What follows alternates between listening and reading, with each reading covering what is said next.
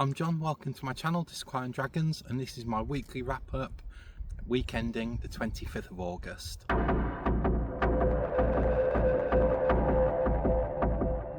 Hello, welcome or welcome back.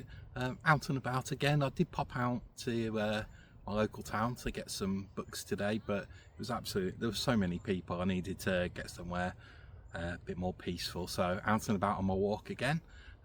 So this is my weekly wrap up. I'll talk about some books first. I had a really good reading week. I'm reading Assassin's Quest by Robin Hobb at the moment. It's a buddy read with Ellie and Nick Hill. Really enjoying the book. I managed to read about 500 pages of that this week. Robin Hobb is just so, I say this every week, she's just so good. I'm enjoying this book so much. It is quite slow paced, this one, but we've been talking in our chat for the buddy read about it, and it could be because the world's expanding and there's not quite so much day-to-day stuff going on in it, but phenomenal book, so well written. I think I'm possibly going to finish that this week. Another book I made a little bit of progress on was The Neverending Story. I'm not quite sure what I make of it, to be honest. I think if I'd have read it as a kid or a teenager and I had nostalgia for it, I'd enjoy it a lot more than what I am. Reading it at the same time as the Farseer trilogy probably isn't the best of ideas. It's a lot more whimsical and it just seems to be so much going on. It's not a bad book by any means, just not sure it's quite for me at this moment in time. As for completed books, I managed to finish one book this week. Very short book, only about 100 pages, an extreme horror novel. Please excuse me, I forget the author's name, but the book was called No One Writes for Free. I watched Cliff at Cliff Start Gems, his live video yesterday, and they were talking about extreme horror, and this one came up and they said it was a rough one, and I was intrigued. I thought I'd read it, and yeah, I think I'll be talking about this one a bit more in depth in another video, but I can't really say I enjoyed it because it's really grim, but it was definitely entertaining. I read it in one sitting, so yeah, if you have the stomach for it and you feel like reading something that's very challenging, I highly recommend it. So I thought I'd talk about music that I've listened to this week.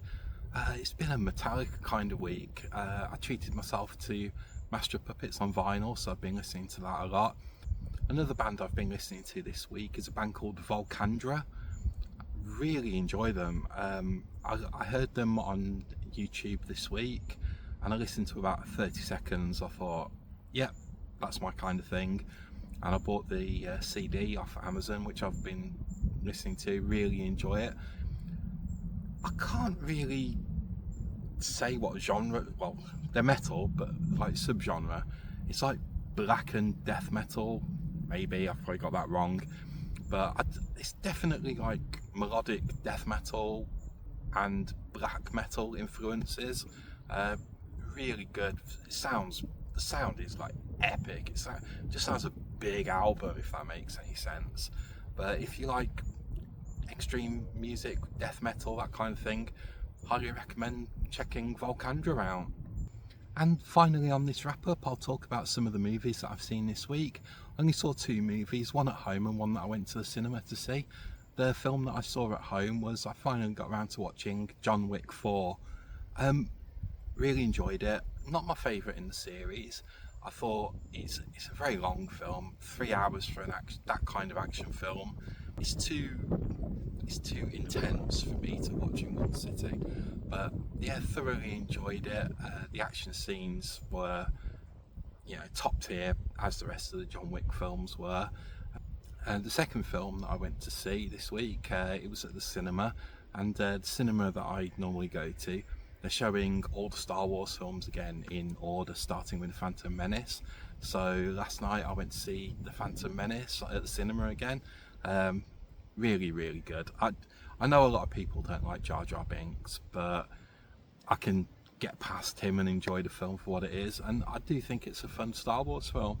Some standout sequences. The pod racing sequence is great, and I think it's like known as the Duel of the Fates, the music, and when that's playing, when Darth Maul and Qui-Gon and Obi-Wan are fighting, I absolutely love that scene.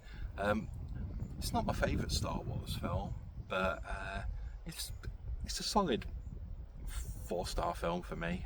I do really enjoy it, and apart from some of the CGI, I mean, you can say that for a lot of films from that time period, that the CGI doesn't quite hold up now, but apart from that, I think it still holds up really well. There's some really good scenes, and it still looks great. Thoroughly enjoyed watching it at the cinema again, and next week I'll be going to see the second one, Attack of the Clones. I'm hoping I can go and see all of them again at the cinema, because there's a couple that I didn't see The Empire Strikes Back at the cinema, and I haven't seen The Rise of Skywalker at the cinema, so yeah, looking forward to seeing those. So that brings me to the end of my weekly wrap up. Overall, great reading week, great music week, and great movie week. Hopefully this week will be just as good. I hope you've all had a good week and excellent weekend. If you've watched or listened to some good music or reading anything good, let me know in the comments. As always, thank you ever so much for watching and subscribing. I hope you're all doing well and enjoying what you're reading. I'll talk to you again soon. Take care. Cheers. Bye.